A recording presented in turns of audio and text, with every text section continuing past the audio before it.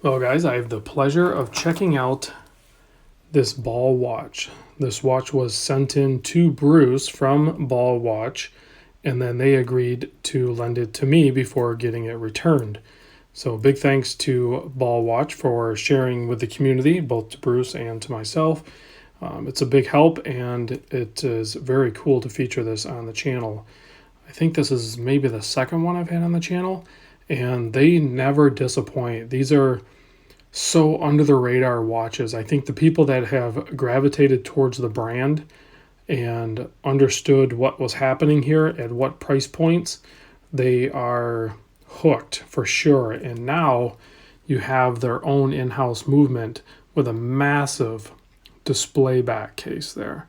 So, and it is very well decorated and a very large rotor. So simple and clean. I don't know. I got to zoom in a little bit, see if you guys can get a good look at this. That is a killer movement.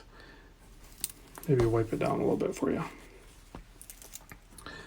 You got sapphire front and back, as far as I know. I'm pretty sure. You can see some nice striping there. Nice engraving, solid end links, great bracelet. Very smooth case. You can see on the dial there. It's, again, perfection. Nice hand set. I mean, look at the RR on the end of the seconds hand there, balancing it out. Minimal references printed on the dial there. Ball official standard, railroad since 1891.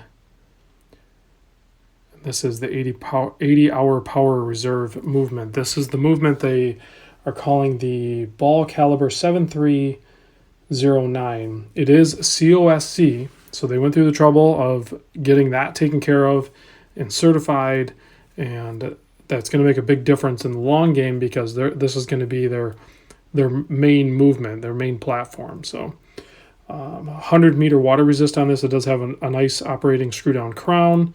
You can see there's a lot of high polish on this, so it's going to be a bit of a smudge magnet, but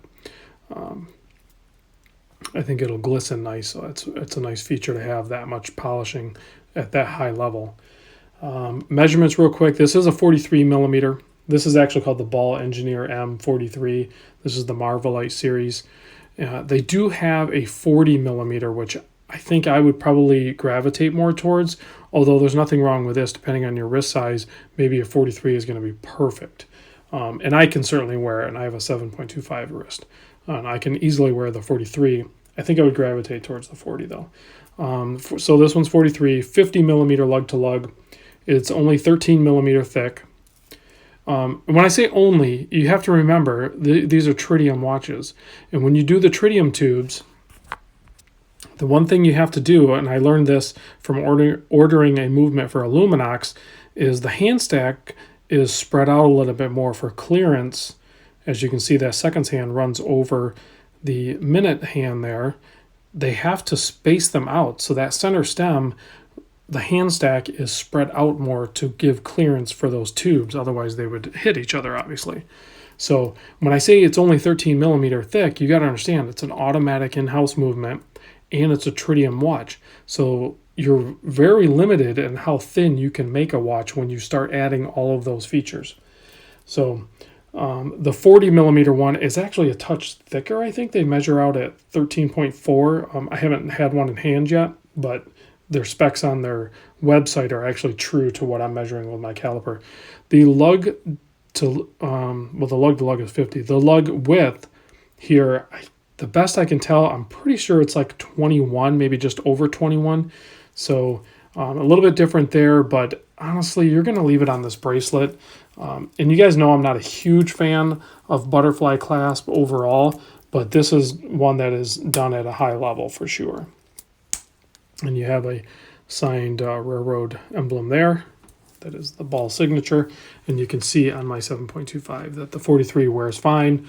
Like I said, I would prefer the 40, but this one is totally doable as well. So everything is top notch. There's like no surprises anywhere. So overall, just an amazing watch. Like I said, a bit of a smudge magnet, but you know, you wipe it down a little bit, a couple times a day, and you can get it to glisten again. No big deal. So they have a killer lineup. When I was looking at this one on their website, which I'll put a link in the description, I gravitated toward, well, let me back up a bit. I was going through their roster of all their watches, and they're going to be, doing some more changes because of this new movement. But they always do. I went to their shop. So you go to shopping, and then I went to their shop, and then they always have, not always, but they will have often where you can do a pre-order, and those usually sell out. And right now they have this really cool diver, and it's like a 40 mil diver, tritium tubed out. It looks amazing. I didn't even look up the price on it because I didn't want to, I need to focus right now. I can't be buying a bunch of watches right now, but that new diver looks amazing. So if you get a chance, at least just go click on the link and go check it out. It's really cool. I did have a hard time nailing down the price of this. I don't know why. It was a little confusing on their website. You got to go to their shop, and then I didn't even find it there. I ended up just searching it on my phone. I found one from a boutique, I guess. I think the list price is around $2,500 on that. I'm not sure what they do on the secondary market, but I think at $2,500 you are getting, think about it. This is a newer in-house movement. It's a tritium tube watch. It's highly finished and just overall perfection. So I think that's totally reasonable. What other brands are doing that? It's Swiss made. It has pedigree, it has history, it has all the good stuff. So now I want to show you, I'm going to shut the lights off, and don't expect like crazy Seiko Lume or anything like that. Now, obviously, that's pretty impressive that it actually even picked it up. So, but they sent over this UV light, so you're going to be able to see the tritium tubes light up a little bit better. So you can see at the 12 o'clock there, you have a nice orange. I'm trying not to get too much glare on here, guys. You can see you got the orange up there, and then you have the seconds hand, the minute hand, the hour hand. You even have the little bit shorter tube over there where the date window is.